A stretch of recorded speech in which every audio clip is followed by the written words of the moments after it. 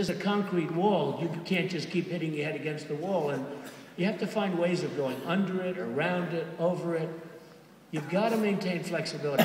I deal with people, and I deal with people from other continents, and we have the greatest businessmen in the world in the United States, in my opinion. And even though I'm speaking to Australia, these are minor details. But we have the greatest businessmen in the, look what they did to you people and everybody else with their housing bundling loans. I mean, those guys made a fortune. 5,000 mortgages in Phoenix, Arizona. Nobody knows the address of any house.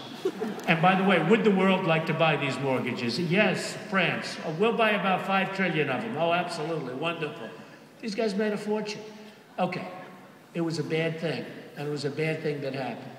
But we don't use our brilliant guys in the United States to negotiate against China and various other people.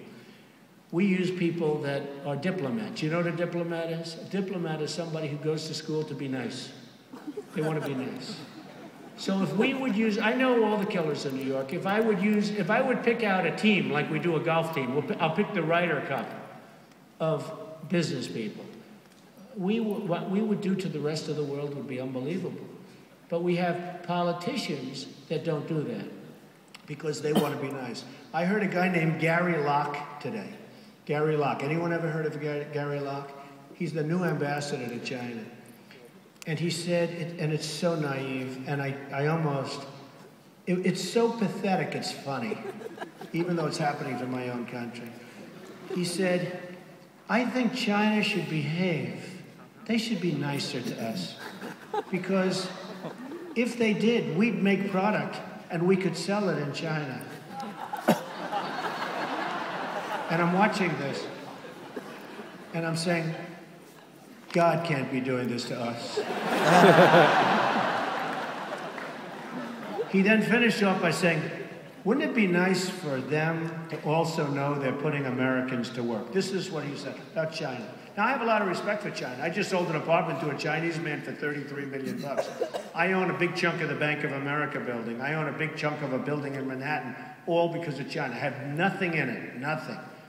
They had a fortune. They had to put up all the money. I own a big percentage of the building, and Bank of America building is one of the cooler buildings. I mean, I deal with China. I respect China. I'm not angry at China because they're ripping off the United States. I just wish we had somebody that could rip them off for a while, okay? That's one of the reasons I love Australia, because you're selling them all sorts of shit.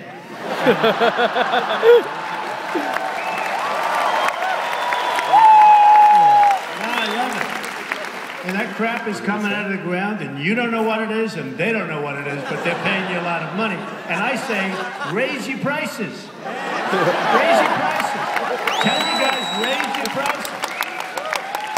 See, in our country, we're not allowed to dig, because if you dig, you may hurt the grass. There's a certain type of, we can't dig. I mean, we can't use anything.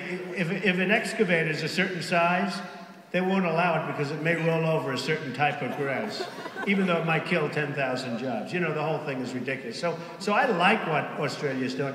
I don't like that you buy back a product that's been recycled and pay a lot of money, but that'll be next. But what you do is really screw them on the sale of the raw materials. Trust me, you'll be richer than China because they need you badly. You have all the cards. You know, the funny thing is, the United States has all the cards with China. They said to me, well, Mr. Trump, China has $1 trillion worth of our debt. I say, so what? I have banks that had, you know, like hundreds of millions of my debt. Didn't mean a thing to me. I didn't lose an hour's sleep. It was their problem, not my problem.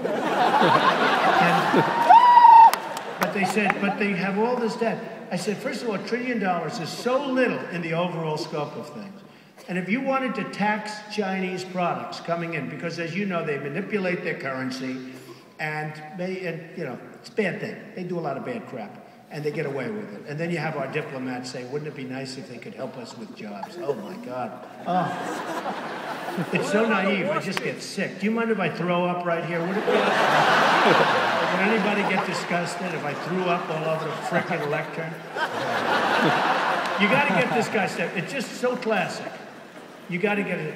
Because I think China would be very happy if we would create a lot of jobs so that we could sell things to China. And you know, even Japan, look, we love Japan. They went through a tsunami. They've got some problems. You know, they have a couple of little nuclear problems where their machines are exploding all over the place. And now we're all feeling so sorry for Japan. But they've been screwing us for 25 years.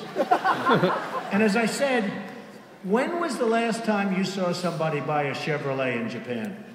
It doesn't happen. I mean, I'd like to know how many Chevrolets were sold in Japan. They sell them here. But, you know, but they're our ally. You know, China this year is going to make $300 billion on us. $300 billion. And that's a low number. That was recently, and they just announced that the number is actually going to be much higher than that. But, you know, you take other countries like Colombia. Colombia's made $4 billion last year. $4 billion on us. That's a small country. And I actually spoke with a group representing Obama. I say, let me ask you a question. Do we make any good deals? Is there one country, one, I just want to see one, where we made a good deal? I mean, we gave the Panama Canal away for $1. Jimmy Carter, he was another beauty. We're giving it away for $1. $1. You know what they did? They doubled the price. The Panama Canal is making so much money that they're now building a new and bigger Panama Canal. Jimmy Carter gave it away for $1. You think he was a great negotiator? This is what we have. We have very stupid people running the United States.